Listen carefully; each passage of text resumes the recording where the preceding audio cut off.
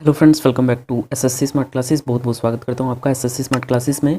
तो one of the best notes मैं आप लोगों के लिए प्रोवाइड कर रहा हूँ और इतना बेस्ट कंटेंट आप लोगों के लिए लेके आ रहा हूँ। इससे पहले अगर आपने दो वीडियोस नहीं देखी तो देखिए, पूरा इंडियन हिस्ट्री में आपको कंप्लीट करवा दूंगा। पीडीएफ जब भी कंप्लीट हुई डिस्क्रिप्शन में आपको लिंक मिल जाएगा, ठीक है। आप वहाँ से जा करके लिख सकते हैं। बहुत ही ज़्यादा ये मैं अच्छा कंटेंट मैं आपको लेके आ रहा हूँ आप लोगों के लिए, और बिल्कुल ये आपके एसएससी के एग्ज़ाम से रिलेटेड और आपके स्टेट लेवल के एग्ज़ाम से रिलेटेड होगा। देखिए, इससे पहले मैंने आपको ऋग्वेदिक और उत्तर वैदिक काल पूरा बताया था, ठीक है, एक्सप्लेन किया था। अब यहाँ पे हम डिफरेंसेस थोड़ा सा क्रिएट कर लेते हैं ताकि आपको क्लियरली अंडरस्टैंडिंग हो, और कुछ टिपिकल टर्म्स देख लेते हैं जो उसमें क्लियर नहीं हुई थी। समय देखिए 1500 से 1000 बीसी, और उत्तर वैदिक काल का जो टाइम पीरियड है 1000 से 600 बीसी का। ग्रंथ इसमें ऋग्वेद आता है, और इसमें आपका आता है यजुर्वेद, सामवेद, अथर्ववेद, ब्राह्मण ग्रंथ आते हैं, आर्यणक ग्रंथ और उपनिषद। इनके बारे में डिटेल से पढ़ेंगे, ठीक है। उसके बाद देखिए इनके मतलब जानेंगे, और उस डिटेल से मैंने आपको बताया हुआ है मतलब भी जानेंगे। भौगोलिक ज्ञान देखिए, तो भौगोलिक स्थिति में की बात करूँ तो अफगानिस्तान, पंजाब और सिंध, और इस काल में आर्य लोग जो है वो पंजाब से गंगा यमुना दोआब तक व्याप्त फैले समूचे पश्चिम उत्तर प्रदेश में जो है वो फैल गए थे। समाज पितृसत्तात्मक था, इसमें भी पितृसत्तात्मक था, मतलब पुरुषों की प्रधानता रही। हालांकि ऋग्वैदिक काल में महिलाओं की स्थिति अच्छी थी, उन्हें असेंबलीज वगैरह में, समितियों में बैठने की अनुमति थी। लेकिन उत्तर वैदिक काल में मतलब जैसे जैसे इंप्रूवमेंट होती गई, टाइम बढ़ता गया, महिलाओं की स्थिति सही होने के बजाय ख़राब होती गई। इसमें उनको अलाउड नहीं था समिति वगैरह, मतलब जिसको हम विहित बोलते हैं, इसमें ख़त्म कर दिया गया था।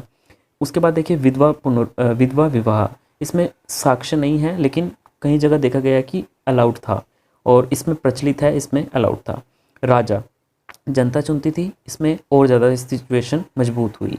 उसके बाद देखिए कर की मैं बात करूँ, टैक्सेशन सिस्टम की, तो इसमें टैक्सेशन सिस्टम को हम बाली कहते हैं, जिसमें आपको 1/6 जो है एग्रीकल्चर जितनी भी आपने प्रोड्यूस की है या फिर कैटल की, तो वो आपको राजा को देनी पड़ती थी, ठीक है। उसमें मैंने 1/16 लिखा था इसे प्रीवियस लेक्चर में, तो 1/6 कर लेना, मैंने डिस्क्रिप्शन उसमें कमेंट में कर भी दिया है।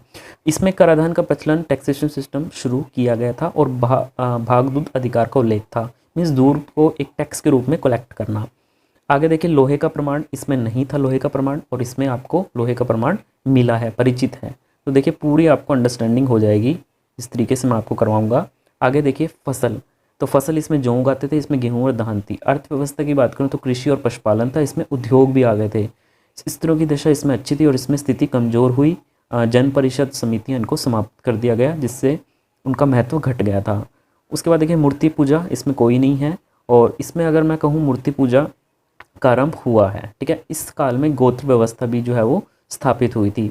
यहाँ पे क्या था, राजा का जो था इस काल में, ऋग्वैदिक काल में राजा का वंशगणित नहीं था, वहाँ पे महिलाएं भी पार्टिसिपेट करती थी, और राजा का बेटा आगे राजा नहीं बनता था, चुनते थे।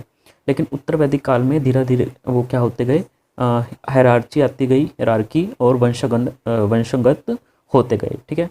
उसके बाद देखिए इसमें ऋग्वैदिक काल में मोनोगैमी वाज द रूल, लेकिन कहीं जगह पोलीगैमी भी देखी गई है। और इसमें विवाह की जो आयु है वो 16 से 17 साल थी, और बाल विवाह इसमें एब्सेंट था। उसके बाद देखिए आप, समाज जो था वो 4 वर्गों में यहाँ पे बांटा हुआ था, ब्राह्मण, क्षत्रिय, वैश्य और शूद्र। देखिए जो ब्राह्मण था वो पुजारी, विद्वान, शिक्षक लोग थे, ठीक है, सबसे ऊंची कैटेगरी के माने जाते थे। क्षत्रिय योद्धा को माना जाता था। वैश्य जिसमें आपके उद्योग धंधों से रिलेटेड व्यापारी वर्ग आ जाते थे। शूद्र में बिल्कुल नीचे इनको देखा जाता था, इनको अछूत एक तरीके से माना जाता था। मजदूर हो गए, नाई हो गए, ठीक है। तो 4 वर्गों में समाज विभाजित था, और इसमें जनपद राज्यों का जो है वो उदय हुआ था। 4 आश्रम थे इस काल में, आरंभिक में देखे गए, लेकिन बाद में, शुरू में वो मजबूत नहीं थे, लेकिन बाद में वो आश्रम धीरे धीरे मजबूत होते गए। और इसमें आश्रम का जिक्र नहीं था, और ये यज्ञों का भी इसमें महत्वपूर्ण रोल नहीं था। लेकिन उत्तर वैदिक काल में यज्ञों का बहुत इंपॉर्टेंट रोल था। अलग अलग तरीके के यज्ञ होते थे, एक साधारण यज्ञ होते थे, और एक जो थे बड़े लेवल पे यज्ञ होते थे, जिन्हें एरिस्टोक्रेटिक और रिच पीपल करते थे। आगे जान लेते हैं। ऋग्वैदिक आर्य कई छोटे छोटे कबीलों में बटे हुए थे, जिन जन कहा जाता था। सबसे छोटी इकाई कुल या परिवार थी, और कई कुल मिलकर के ग्राम बनते थे, जिनका प्रधान ग्राम नहीं होता था। कई ग्राम मिलके जो था विश, जिसको हम गोत्र बोलते हैं, वो बनते थे। कई गांव मिलके जिनका प्रधान विशपति होता था, और कई विश मिलके जन बनाते थे, और जिनका प्रधान राजा होता था, ठीक है। उसके बाद आपका आता है, इस ऋग्वैदिक पीरियड में देवताओं में सर्वाधिक महत्व जो था इंद्र को था, और इसके उपरांत अग्नि व वरुण को महत्व प्रदान किया गया।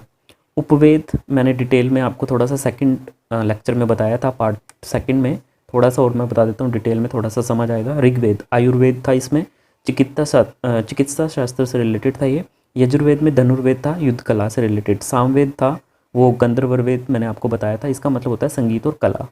और इसके अलावा आपका था अर्थवरवेद, इसमें शिल्पवेद था, भवन निर्माण कला से संबंधित। ये आपका इंपॉर्टेंट है, ये आप करिएगा, ठीक है। मैंने जितनी भी डिटेल कहीं से भी इकट्ठी की हैं बेस्ट आप लोगों के लिए एक प्लेटफॉर्म पे। आगे देखिएगा अरण्यक। अरण्यक मैंने आपको बताया था, अरण्य क्या है, एक दार्शनिक स्थल है, इसका मतलब होता है जंगल। इसमें विषय है आपके आत्मा, परमात्मा, जन्म, मृत्यु, पुनर्जन्म। ये ग्रंथ जंगल के शांत वातावरण में लिखे जाते थे एवं इनका अध्ययन भी जंगल में किया जाता था। उसके बाद देखिए उपनिषद। उपनिषद का शाब्दिक अर्थ उस विद्या से है जो गुरु के समीप बैठकर एकांत में सीखी जाती है, उसको उपनिषद बोलते हैं। और ये वेदांत ही हैं, ये वैदिक साहित्य का अंतिम भाग है, इन्हें वेदांत बोलते हैं। और वेदों का सर्वोच्च एवं अंतिम उद्देश्य यही बताते हैं। वेदांग। वेदांग क्या होते हैं, वेदों को अर्थ समझने और सूक्तियों के सही उच्चारण के लिए इसकी रचना की गई थी। एक मैंने वर्ड बताया था होत्र। होत्र ये है ऋग्वेद में लिखित जो उल्लिखित श्लोक हैं उसको उच्चारित करने वाले जो ऋषि हैं उनको होत्र बोला जाता है, ठीक है। उसके बाद देखिए उत्तर वैदिक काल में यज्ञ जो था वो काफ़ी अस्तित्व में आया, जबकि इतना रोल नहीं था उसका ऋग्वेदिक पीरियड में, लेकिन उत्तर वैदिक काल में इसका काफ़ी रोल देखने को मिला। दो तरह के होते हैं, मैंने आपको बताया, लघु यज्ञ और महायज्ञ, ठीक है। लघु यज्ञ में आपका हाउस होल्डर्स, ठीक है, परफॉर्म करते थे, जो आम घरेलू लोग थे, हाउस होल्डर्स थे। तो पंच महायज्ञ हो गया, अग्निहोत्र हो गया। और ये जो महायज्ञ थे ये रिच और एरिस्टोक्रेटिक परफॉर्म करते थे, जैसे कि अश्वमेघ यज्ञ हो गया, ठीक है। तो मैंने पूरा आपको कंप्लीट बता दिया, ये कंप्लीट आपका ख़त्म हो गया। अब इंडस वैली सिविलाइजेशन आपका ख़त्म हो गया और वैदिक पीरियड आपका ख़त्म हो गया। कल से आपकी हिस्ट्री के जो आगे इम्पोर्टेंट जो टॉपिक चालू होंगे वो आपके बौद्ध धर्म होंगे, फिर जैन धर्म होंगे, और फिर आपका मौर्यन एम्पायर जो है वो शुरू हो जाएगा। और बहुत ही बेस्ट तरीके से, मतलब आपको कोई बुक उठाने की ज़रूरत नहीं, हर चीज़ इसमें कवर होगी। तब तक के लिए धन्यवाद, और लाइक और सब्सक्राइब कर देना। धन्यवाद।